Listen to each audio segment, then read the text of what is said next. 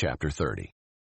Moses told the leaders of the Israelite tribes, "This is what the Lord has commanded.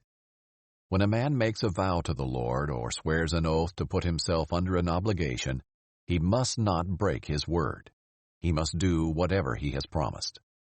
When a woman in her father's house during her youth makes a vow to the Lord or puts herself under an obligation, and her father hears about her vow or the obligation she put herself under, and he says nothing to her, all her vows and every obligation she put herself under are binding.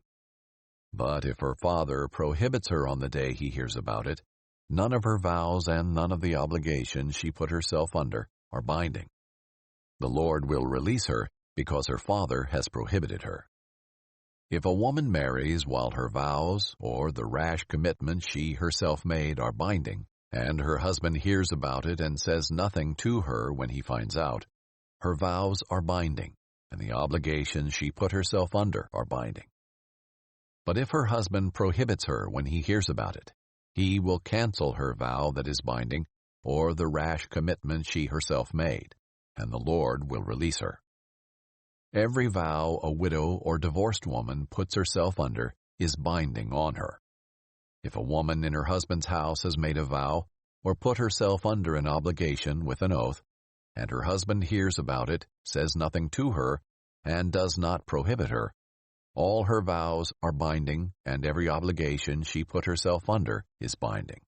But if her husband cancels them on the day he hears about it, nothing that came from her lips, whether her vows or her obligation, is binding.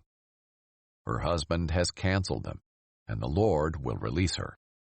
Her husband may confirm or cancel any vow or any sworn obligation to deny herself.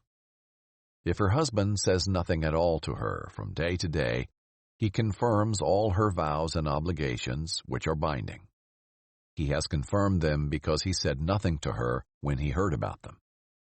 But if he cancels them after he hears about them, he will be responsible for her commitment.